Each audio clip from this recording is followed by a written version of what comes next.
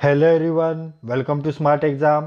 मित्रांनो, आजच्या व्हिडिओमध्ये आपण तुमच्या येणाऱ्या सर्वच परीक्षांसाठी अतिमहत्त्वाचा असणारा टॉपिक पाहणार आहे आणि तो टॉपिक आहे मराठी साहित्यिक व त्यांची टोपण नावे. आणि TCSचा हा आवडीचा टॉपिक आहे मित्रांनो.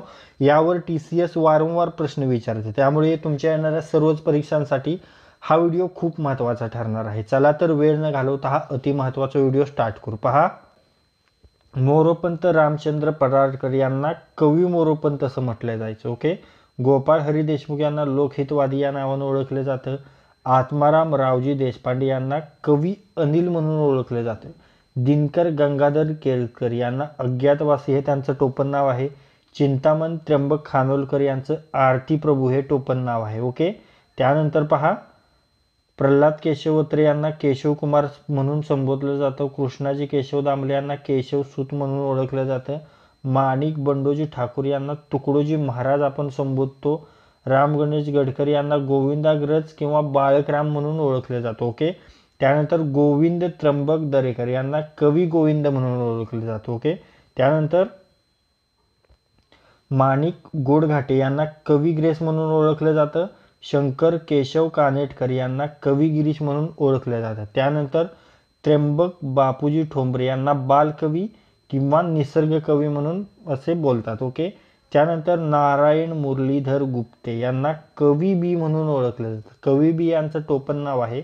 माधव त्र्यंबक पटवर्धन यांचं माधव जुलियन हे टोपण नाव आहे. ओके. त्यानंतर संत नामदेव यांना नामदेव दाम शेट्टी शिंपी या नावानं ओळखलं जायचं. आता एकनाथ सूर्यनारायण पंत यांना संत एकनाथ म्हणून ओळखलं जातं. ज्ञानेश्वर विठ्ठल पंत कुलकर्णी यांना संत ज्ञानेश्वर आपण बोलतो. नारायण सूर्याजी पंत ठोसरी यांना संत रामदास आपण बोलतो. डेबूजी झिंगारजी जानोरकर यांना संत गाडगे महाराज म्हणून ओळखलं जातं. ओके. त्यानंतर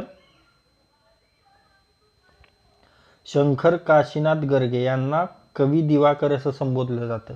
यशवंत दिनकर पेंढारकर यांना महाराष्ट्र कवी बोलतात. न. चि. केळकर यांना साहित्य सम्राट बोलतात. ग. दि. माडगुळकर यांना गीत रामायणकार असं संबोधलं जातं. ओके. विनायक दामोदर करंदीकर यांना विंदा करंदीकर म्हणून ओळखलं जातं. ओके. त्यानंतर ना. महानोर यांचं टोपण नाव आहे रामकवी. ओके. विष्णू शास्त्री चिपळूणकर यांना मराठीचे जॉन्सन्स म्हणून ओळखलं जातं. दादोबा पांडुरंग तर्खडकर यांना मराठी भाषेचे पाणिनी म्हणतात आणि मराठी भाषा व्याकरणकार देखील म्हणतात. वि. शिरवाडकर यांचं टोपण नाव आहे कुसुमाग्रज आणि विष्णू शास्त्री चिपळूणकर यांना मराठी भाषेचे शिवाजी म्हणून ओळखलं जातं. तर मित्रांनो, या व्हिडिओमध्ये आपण महत्त्वाचे साहित्यिक आणि त्यांची टोपण नावे पाहिली, ज्याचा तुम्हाला येणाऱ्या सर्व परीक्षांसाठी फायदा होणार आहे. जर हा व्हिडिओ तुम्हाला युजफुल वाटला असेल तर या व्हिडिओला लाईक करा. हा व्हिडिओ आपल्या कमीत कमी 10 मित्रांसोबत शेअर करा. आणि जर हा व्हिडिओ तुम्ही पहिल्यांदाच या आपल्या स्मार्ट एक्झाम चॅनलवर पाहत असाल तर या आपल्या स्मार्ट एक्झाम चॅनलला सबस्क्राईब करा आणि बेल आयकॉनला हिट करा. तर लाईक करा, शेअर करा आणि सबस्क्राईब करा. थँक्यू.